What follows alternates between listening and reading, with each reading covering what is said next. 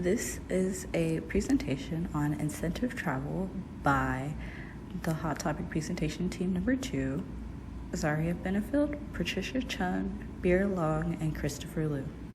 So in companies and businesses, places you work, they tend to give an incentive travel to their highest performing employees.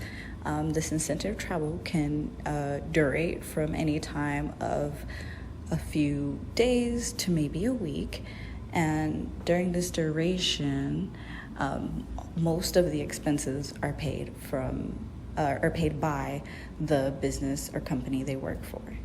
It's important for a few reasons, but here's some I wanted to touch on. One is to attract talent. Again, like I previously stated, businesses tend to give the incentive travels to the highest performers, and those highest performers usually perform high because they have a talent for what they're doing and they genuinely felt motivated to work hard and work for it. Another reason would be motivation and happiness. They go hand in hand because you kind of can't be motivated to do something if you're not happy about it. Happiness helps push the motivation even further. So in turn, as long as they're happy, which they're usually happy based off of what incentive trip they go on, they will be motivated to do their work.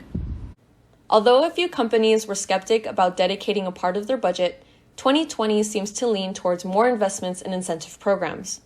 Other companies have seen positive and consistent high-quality performance scores, as well as maintaining long-term employees, which in the long run means a secure and profitable future. The 2019 Incentive Travel Industry Index showed 84% of businesses were relying on incentives to promote better work ethic or entice investors. Las Vegas is a versatile city for any type of visitor except Corona. There's no place for Corona. There are stadiums, sports bars, luxurious accommodations with fine dining and shops, nature spots for the travelers, fun attractions for kids, blurring nightlife, and clearly a hotspot for social media influencers. The graph on the right is from the Las Vegas Visitor Profile Study of 2019, and it depicts 44% of visitors were interested in having Vegas as a destination, as I'm sure the indifferent 55% would go so they could casually check it off their bucket list. After the Strip opened up business to visitors again, the visitation rate obviously never really recovered, and occupancy rates fluctuate towards but never reach normal numbers. Hotels and casinos had to completely cancel shows like Cirque du Soleil and eliminate buffets, which had open food bars and crowded seating.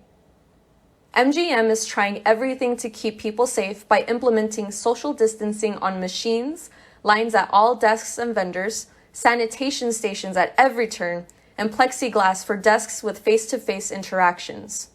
Even so, guests seem to feel annoyed by the constant reminder of social distancing and mask placement by staff and over the speaker.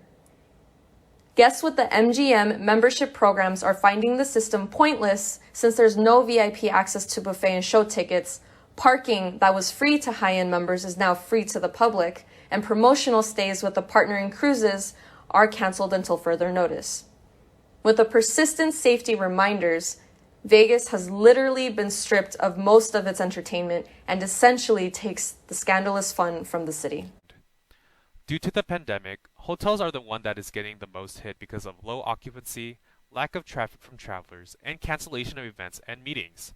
However, since all business meetings and work-related activities are held remotely from home, some hotels are taking initiative to promote a luxury hotel room as an alternative for their office space. Locally, MGM Resorts International is offering a Viva Las office. This is a package that caters to guests that wants to work somewhere else besides their home. I think this attracts not only for domestic travelers across the country, but a local individual who wants to have a change or a staycation away from their home. With that, Allegiant, a Las Vegas-based airline, also like the idea of Work in Las Vegas package and are offering airfare and hotel rates that are cheaper with a combining deal. Adding on to Viva Las office package, this lets guests stay for 3 to 5 nights and the rate starts around $101 to $280 per night. The package only applies to MGM's flagship properties, which are Aria and Bellagio. There are 3 tiers for this package, starting from associate, manager, and lastly the executive. The lowest tier, which is associate, starts around, I believe, $101 per night. The second tier is a manager, starts around $150 a night. The most expensive tier is executive, which starts at $280 per night. This includes a luxury suite. There's no penalty for early or late check-ins and check-outs. Executive assistant for scheduling and booking after-work activities. This also includes a food and beverage credit, discount for jet service, entry to VIP pool area for manager executives. Also for managers and executives, there is a massage offering. And lastly, the essential, the fast internet access. Under the incentive travel onslaught from COVID-19, Viva Las Office offers a radical solution for people who are bored with working from home. Not only for business people have a temptation, but also for hotel to drive new consumption. The move was quickly noticed. CNN affirms the value of this solution from the perspective of business and innovation. So Viva Las Office pulls together all of the details necessary to have a seamless remote work experience while still enjoys the perks of visiting Las Vegas. Initial website traffic and early booking would indicate that there is a really appetite around the country for this new type of offering, said Atif Rafik, president of commercial and growth for MGM Resorts. At the same time, another article had pointed out that MGM's move was a matter of necessity. Meanwhile, MGM is being forced to move more quickly to digital amid the COVID-19 pandemic. As a giant of the industry, it's an incentive travel era that's getting more digital and technological.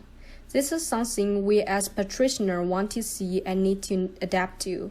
Perhaps in the near future, the traditional check-in and other ways will be completely replaced from now on. People no longer need their own room card, and they can complete all of the operations just by mobile phone.